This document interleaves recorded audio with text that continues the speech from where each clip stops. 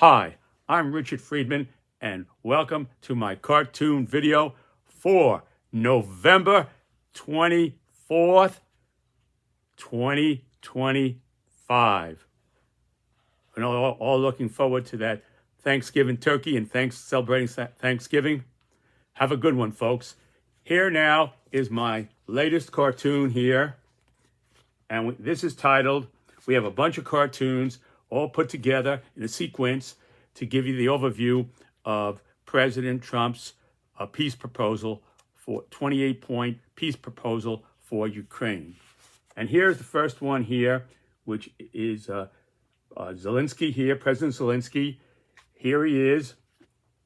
And the title overall of all the cartoons is Richard's Putin Reaction to Trump Peace Plan, featuring Ukraine President Zelensky and Trump, Secretary of State Marco Rubio, and a map of the territories showing what exactly is going on here with this 28-point peace proposal, which is the number one objection that Zelensky has is the territories. So I'm really going to focus on that when we get there. Okay, now this here, again, is the first one here, and this goes like this. Zelensky, addressing the Swedish parliament today on Monday, calls it a critical moment for Ukraine. And here goes President Trump here. In his mind, Zelensky is thinking about what President Trump had said to him, his words, and here's President Trump in Zelensky's mind as he's speaking here to the Swedish parliament. Accept this plan, which is not my final offer. So on one hand, he's saying now he's moving away from that stand that it's my way or the highway. In totality, he's saying, well, we have a little room to negotiate here. So Trump sees now the handwriting on the wall because a lot of Republicans in Congress are not too happy with this plan, and there's been a lot of backlash on it. So Trump is again taking a little bit of a lenient position here, a little flexibility, adding to his position. Accept this plan, which is not my final offer, or continue to fight with your little heart out. So what he means is, with no U.S. weapons or intelligence, President Trump has voiced that, said no U.S. weapons or intelligence. Now, I heard a general a long time ago say that a good piece of intelligence could be worth more than an aircraft carrier, a good piece of intelligence. Because that tells you exactly what's going on if it's a good piece of intelligence, and you know where to put all your hardware and all your military people and everything. That gives you what's going on. And so not just a floating aircraft that's going around here and there. You know, you've got 20/20 vision with that intelligence. So that was the point here. So, and the intelligence is going to hurt probably more than not having the weapons, which is the long-range weapons and defensive weapons to shoot down these incoming missiles and all that business, you know? So here goes Zelensky here. Here is Zelensky, and this is what he said here. He said, Putin wants legal recognition for what he has stolen to break the principle of territorial integrity and sovereignty. That's the main problem. So for Zelensky, the main problem is territory, you see? And we're going to get to that in real specific terms pretty soon. And there it is. That was the first cartoon that I thought would be appropriate to present to you here in this sequence, in this videos, in the sequence here. And there was Zelensky with President Trump in his thinking about what President Trump had said to him as he stands before the Swedish parliament here. Okay. Now, the second cartoon here is we have President Trump in his. This is President Trump's on Truth Social, what he said there, and I think that has to be represented to give a full picture. Here, this is President Trump on Truth Social, word for word what he had wrote. a while ago, not too long ago. Donald J. Trump at Real Donald Trump. The war between Russia and Ukraine is a violent and terrible one that, with strong and proper U.S. and Ukrainian leadership, would have never happened. It began long before I took office for a second term, during the Sleepy Joe Biden administration, and has only gotten worse. If the 2020 presidential election was not rigged and stolen, the only thing the radical left Democrats are good at doing, there would be no Ukraine-Russia war. Okay, I'll put my own objection here. There would be no Ukraine, there'd be no Ukraine, and there would be no war. Probably because you see what's happening here with Trump's 28-point plan.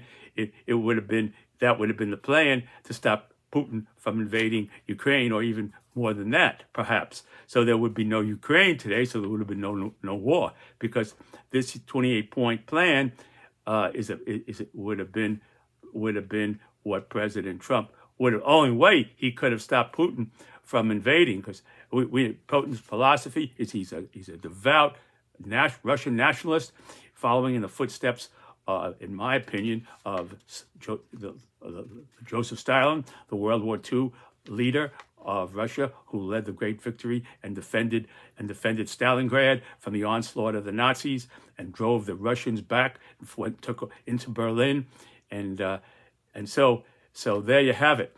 So that would be the only way that a war could have been avoided back then, in my view. And that would have been that would have been something like what we see here today, only it would have been a few years back it would have been in Trump administration instead of Biden administration. That's my view, okay? I don't do that too often, but that's my view there. Okay, would never have had, and there was not even, good at doing, so he's blaming the Democrats. There would be no Ukraine-Russia war, as there wasn't not even a mention during my first term in office. There wasn't even a mention of what was going to happen here. Putin would never have attacked. It was only when he saw Sleepy Joe in action that he said, "Now is my chance." Well, Trump took another chance after his Alaska summit. He went boom, and he started hitting Kharkiv and all those cities there right after the Alaska summit with President Trump. So he wasn't intimidated by President Trump, from Alaska summit. And right after that, as I said, boom, we see these missiles coming down on Ukraine, okay? And President Trump did say he was disappointed, very disappointed in President Putin, and so forth. It was only when he saw Sleepy Joe again, he blamed Sleepy Joe in action, that he said, "Now is my chance. The rest is history," and so it continues. I inherited a war that is a loser for everyone, especially the millions of people that have so needlessly died. Ukraine leadership has expressed zero gratitude for our efforts, and Europe. DJT, November 23rd, 2025, 10:08 Eastern Time. There it was. Okay. There.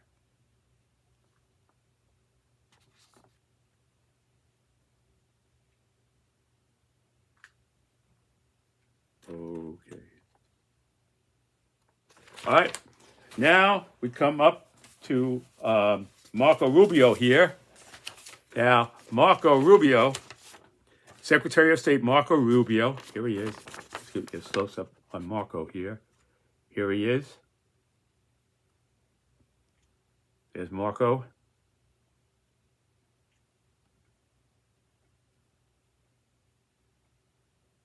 Okay, I try to draw him as close to his expression as I can get in his mannerisms and really capture him. There he is in front of the American and Ukrainian flag. And he came out and saying, well, we're making excellent progress and this and that. And this is a little behind the scenes of what some lawmakers said. And I just leave it for you to decide how you want to view it, okay? Secretary of State Marco Rubio from meetings on ending Ukraine-Russia war in Geneva, Switzerland talks. Coming out of that. Given lawmakers critical of Trump's peace plan, said they spoke with Rubio, who told them the plan is, quote from Rubio, they say this, the plan is a wish list of the Russians. So they say that Rubio told a few lawmakers that he felt this was a wish list of the Russians, this proposed 28-point peace plan. Now, and Rubio suggested online that the senators were mistaken. So Rubio said this was all a mistake, that he said that and they misinterpreted him or something like that. So there you have both sides. You take it where you want to go with that. I just give you the facts here on this. There he is. There's Marco Rubio, Secretary of State Marco Rubio there. Okay. And the Ukrainian flag, the American flag. He's right there. There he is in Geneva, Switzerland. And here he goes, and he's saying this. Today was the best day we ever had. We made a tremendous amount of progress. Obviously, Ukraine has to feel it will never be invaded again. This document changes every day. We are very positive. So there he goes. Again, that was Marco Rubio. And this you could take the way you want to view it. Everybody will view this differently. And so I let it be that way. There he was. Secretary of State Marco Rubio in Geneva, Switzerland.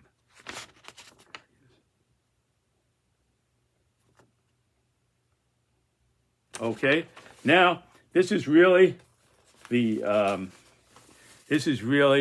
main course of this presentation here. Now, this is the map of what's going on here.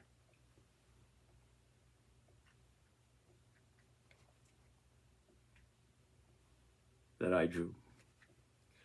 Okay, now, here we have this.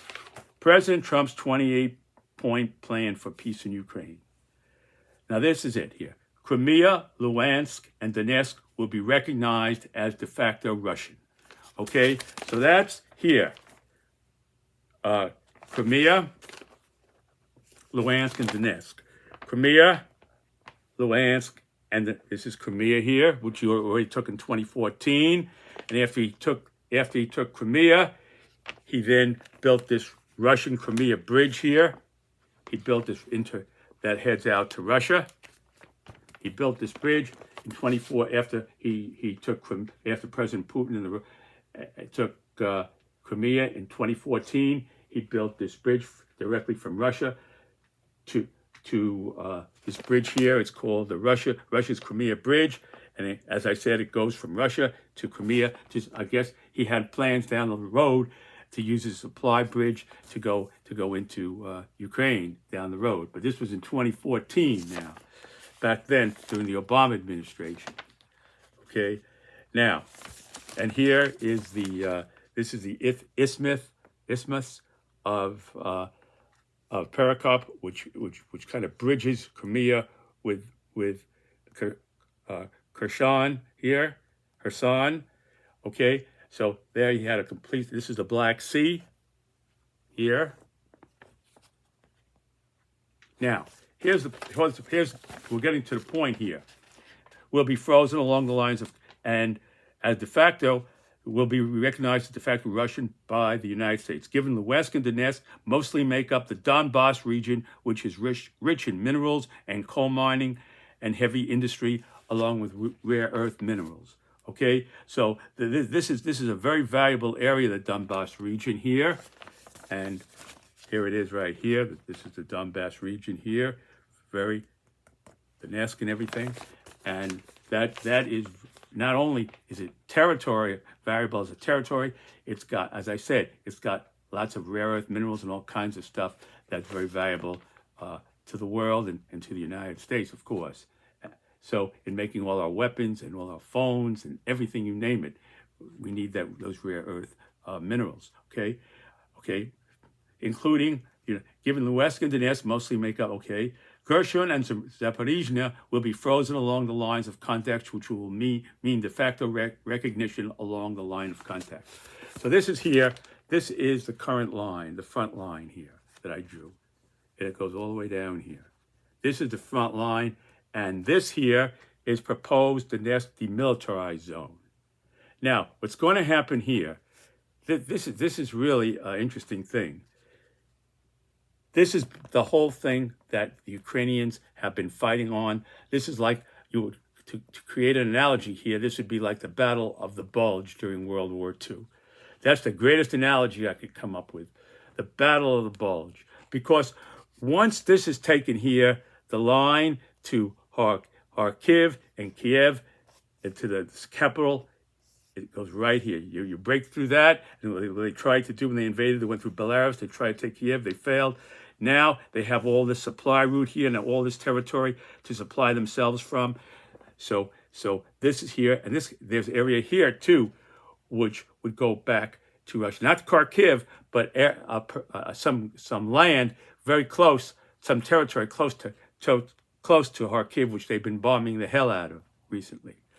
Okay? So this here, they have land here, and this land here, and all that would be in Russian hands. You see? So again, you could look at, as Crimea was a down payment for the future, you could look at this here as a down payment for, you could, I'm not saying of the future. They have a 10-year security guarantee that they'll get together, the United States and European, for 10 years. They have a 10-year guarantee that if Russia tries anything, that they will come militarily. But that's 10 years. 10 years go by very quickly, very fast. Those 10 years, boom, like a time machine. Before you know it, turn your head, it's 10 years. So we'll see what happens there in 10 years. Okay? Now, these are the proposed Ukrainian land concessions here. Okay? Right here. Here. And again, as I mentioned, up here and up here, up here. Now, this again, the proposed Donetsk demilitarized zone. Now, this is what Ukraine has been fighting for, as I said, really like the Battle of the Bulge. And what this is going to happen here, what's going to happen here is that Russia is going to remove all its forces from here. It'll be demilitarized, but the territory itself has to be recognized by the United States and the world as belonging to Russia. So they're saying here, Putin is leaving this area here. There he goes. He's leaving. He's taking his tank and he's pushing out here. That's why I drew him here. He's pushing out from this area here, this area of conflict.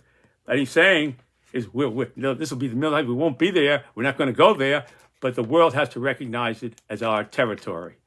So again, that goes back to Crimea, or not so much, but in a way you could look at it as a down payment for the future of what future plans could be. Okay, let's say future military plans could be.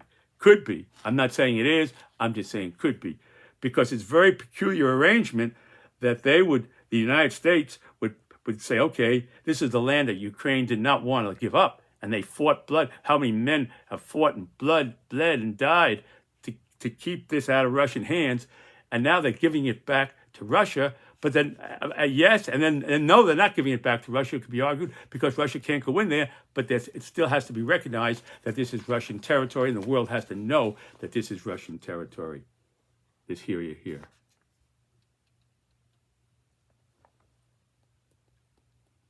So you speak about an awkward territory arrangement. This is really something, in my view.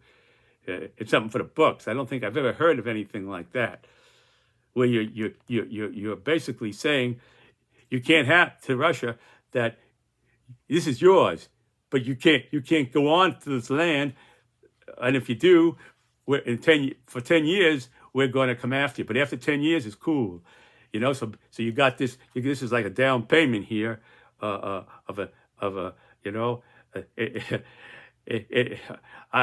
going to go any further than that. You just decide how you want to view this. Okay, I pointed out to you here. Okay, and so this was the current front line proposed. Proposed Ukrainian land concessions are over here.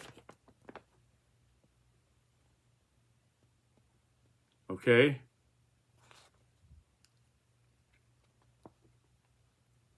These are the land concessions. And there's one up here too. Okay. And again over here in Kharkiv. But they're not getting the Kharkiv city. They're getting some land outside of Kharkiv. Again, that could be viewed as another base of some sort for the future. It could be viewed that way. Okay. Now here's the Black Sea, and Russia will be permitted to export its grain from the Black Sea. And they've agreed today. They changed it that on the limitation of the Ukrainian military. I think they had originally said they have to reduce it to 600 personnel. They took away that restriction on the number of unit or number of personnel that the Ukrainian military can have. They took that restriction away. Now the obstacle here, I'm emphasizing this, is the territory, and again here, this has been hard-fought territory. You can see after 4 years. Almost 4 years. This is what Russia. They have 20% of the country after 4 hard fighting years. Can you imagine how the Ukrainians fought back here? And the Russians were not able to get this area here that they fought so hard for, and now they're being asked to give it away to Russia, and Russia's saying, "We just won't be there." And we have a 10-year guarantee. 10 years. We don't say what's going to happen then, but you have a 10-year guarantee. We're not going to come back for 10 years. Or if they do, President Trump has said there would be military consequences and with all the European nations and stuff like that.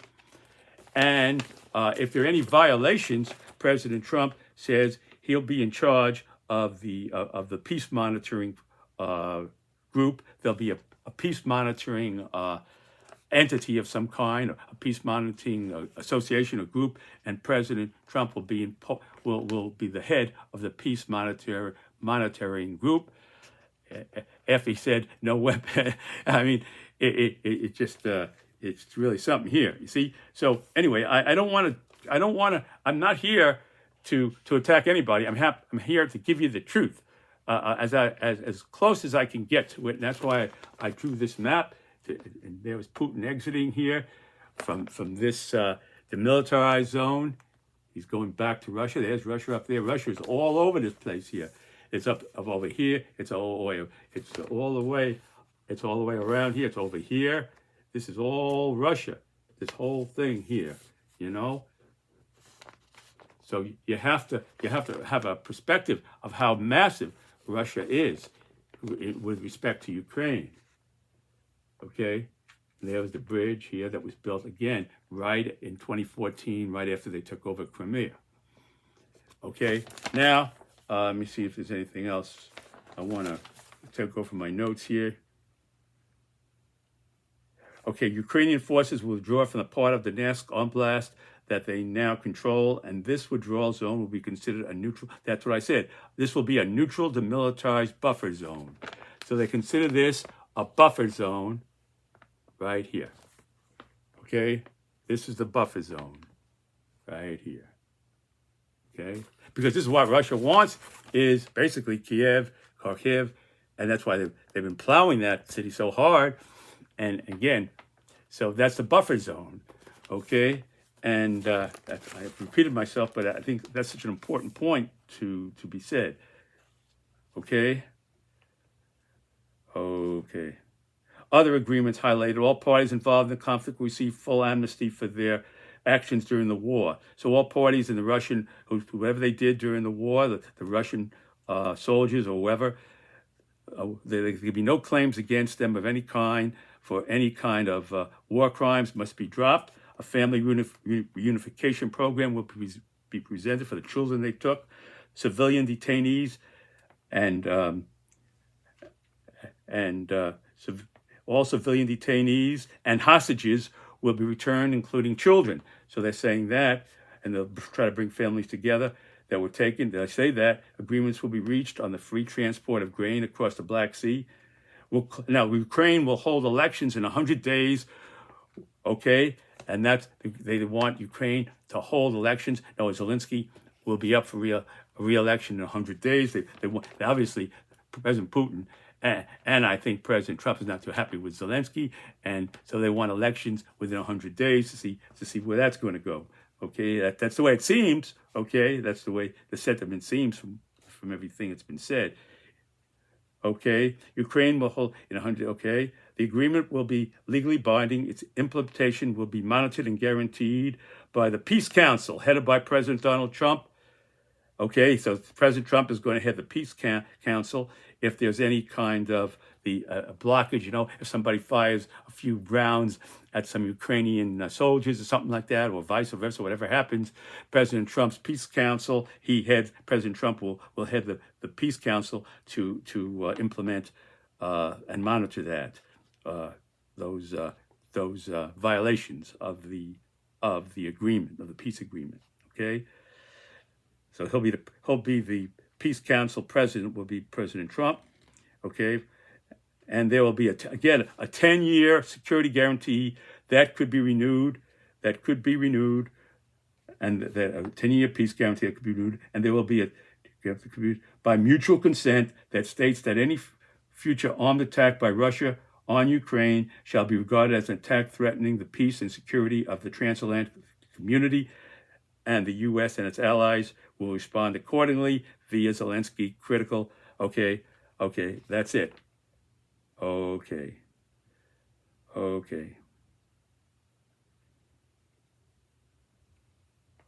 That was basically it here for this. Now, here comes the punchline of this cartoon. Again, is this. And here you have President Putin responding in his office there underneath the flag of the Russian Federation, and he's pointing up to Comrade Joseph Stalin, who I said was a hero, the way he fought off the Nazis in Stalingrad, and then fought his way into the heart of Germany in Berlin, and he was considered.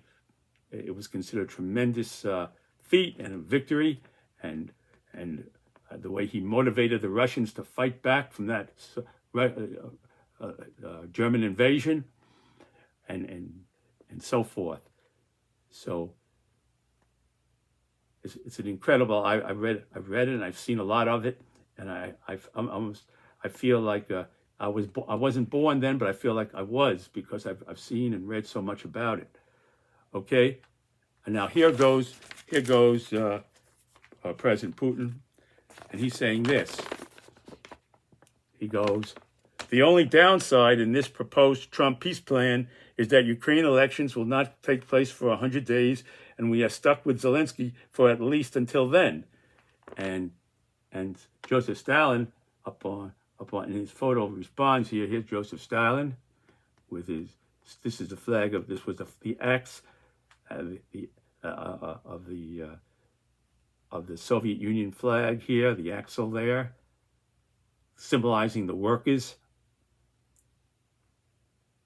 And he's saying, no worries, President Putin. Politicians who oppose you generally do not do well in elections.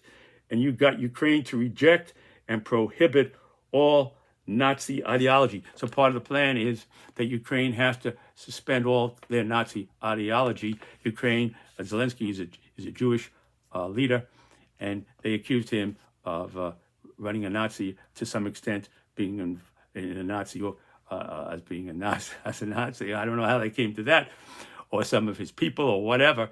But all kinds of Nazi, thought, or whatever you want to call it, ideology, has to be suspended. So that's part of the agreement. So Stalin's bringing it up here, and you've got Ukraine to reject and prohibit all Nazi ideology, and then he goes, Spasiba, President Putin, means thank you in Russian. Spasiba means thank you in Russian. So he's saying, Spasiba, President Putin, and there he goes. And that was Putin's reaction, and that's the punchline here, the basic gist of the end of the cartoon here, and the end of my presentation. And I want to thank you very much, folks, for watching my video. God bless you. Have a good Thanksgiving, and I'll see you next time. Hang in there. Bye.